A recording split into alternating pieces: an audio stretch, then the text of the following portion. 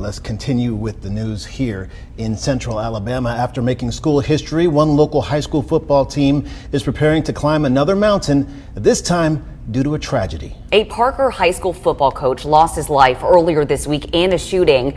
WVTM 13's Bryce Olsland spoke with the principal and the head coach of the school and has more on how this tragedy is impacting their community. Parker High School assistant football coach Demetrice Beverly was shot and killed at the Lakeshore Ridge apartment complex. He's a hard-working coach on the field. He does what he's supposed to do on the football field all the time with game planning and working with the coaches and working with the kid. He did a great job here at Parker. His colleagues remembering him as a solid coach on and off the field. He was a attention-to-detail kind of guy. He knew his ins and outs about football. On the field with the kids, he did a good job of breaking down field and understanding the game plan of each opponent. Investigators say Beverly and a woman were in the apartment when they believed DeCorleone Robinson shot Beverly and ran. Robinson faces charges of murder and possession of a machine gun conversion device. Head coach Frank Warren says the loss is painful for the players and the team as a whole. It was devastating to anybody to lose their life. I don't care how it happens. But, something we gained together as a team this year is going to be together. And it's time, that moment that we are working towards, ends out of learning from this experience. And the guys here in the senior class took upon themselves to hold this team together. Parker High football won their first state championship just last year.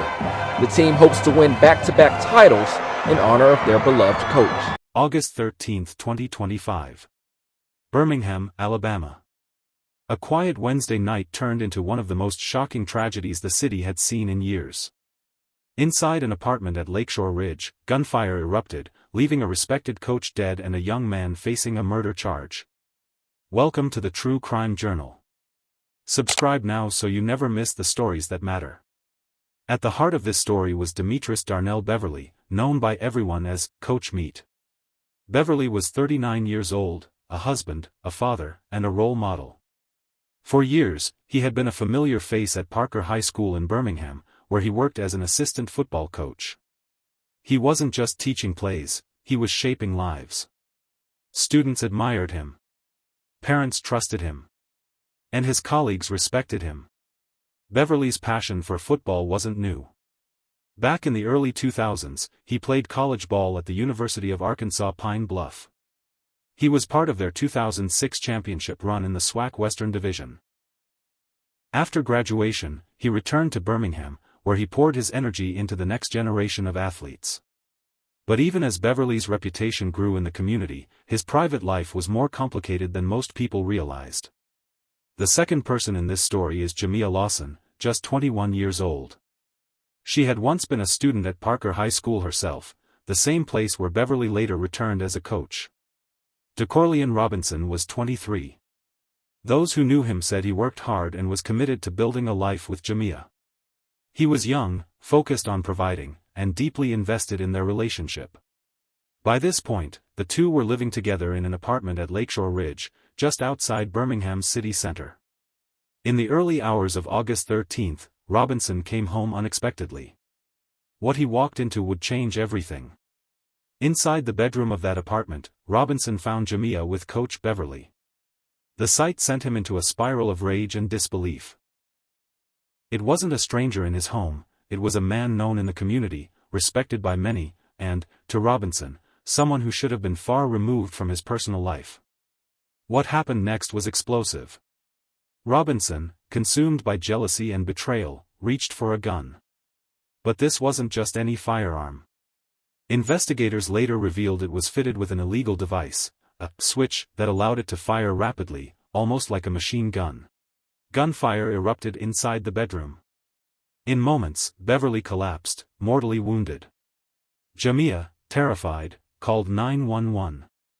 Birmingham police officers rushed to the scene. They found Beverly lying unresponsive, his life cut short at just 39. Outside, Robinson was quickly taken into custody. The charges were immediate and severe: murder, and illegal possession of a machine gun conversion device. His bond was set at a total of $165,000, that's $150,000 for the murder charge, plus another $15,000 for having the illegal weapon. News spread quickly. Parker High School, where Beverly had been a mentor to countless students, was shaken to its core. Teammates, players, and parents gathered to remember a coach who had always been more than just a coach. But the story divided the wider community. Some expressed outrage at Robinson's violent response. Others whispered about Beverly's private choices, questioning how a beloved coach had ended up entangled in such a scandal. What no one disputed was this. A respected father, coach, and mentor was gone, and two young lives, Jamia's and Robinson's, were forever altered. This tragedy wasn't the result of random violence. It was the outcome of emotions left unchecked, jealousy, betrayal, and rage colliding in a single moment. And with the presence of an illegal firearm, the result was inevitable and irreversible.